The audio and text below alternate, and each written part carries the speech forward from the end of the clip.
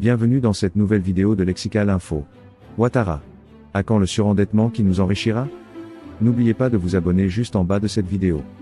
Le Sénat et l'Assemblée nationale, qui votent les impôts et les taxes qui font le budget de l'État, en seront les surveillants et sonneurs d'alarme, à l'affût de la moindre dérive du chef de l'État et du gouvernement qui auront ainsi une feuille de route claire et nette dans la gestion des ressources du pays.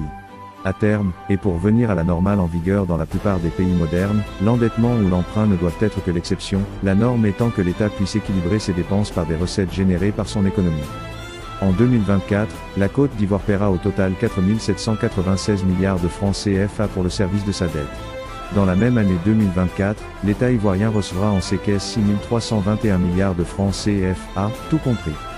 Consacrer 76% des fonds reçus au service de la dette ne rassure pas le bon sens commun, et n'apaise personne, surtout lorsque c'est sur 3 années que ce gouffre s'est creusé.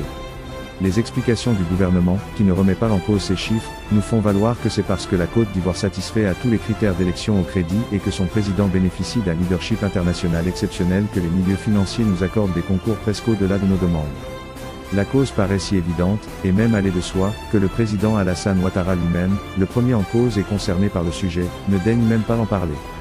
Il a peut-être raison d'observer ce mutisme quelque peu hautain vis-à-vis de ces millions d'Ivoiriennes et Ivoiriens hermétiques aux règles élémentaires de la finance internationale version FMI, Banque mondiale et Banque centrale.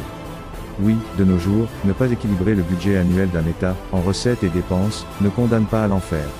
Et le monde entier vient d'apprendre qu'une puissance telle que la France a conclu ses budgets en déficit ces 50 dernières années sans discontinuer. Et sans que cela porte atteinte à son statut de puissance mondiale siégeant au Conseil de sécurité de l'ONU et de voix essentielle dans l'Union européenne. Et l'on sait que la Chine, la première usine mondiale et premier créancier des États-Unis, ne demandera jamais que l'équivalent hors de ses devises en dollars lui soit versé puisque cela reviendrait à tuer son premier client, et donc sa première source de revenus. Merci pour votre aimable attention et n'oubliez pas d'activer la cloche de notification pour recevoir les prochaines informations. Merci.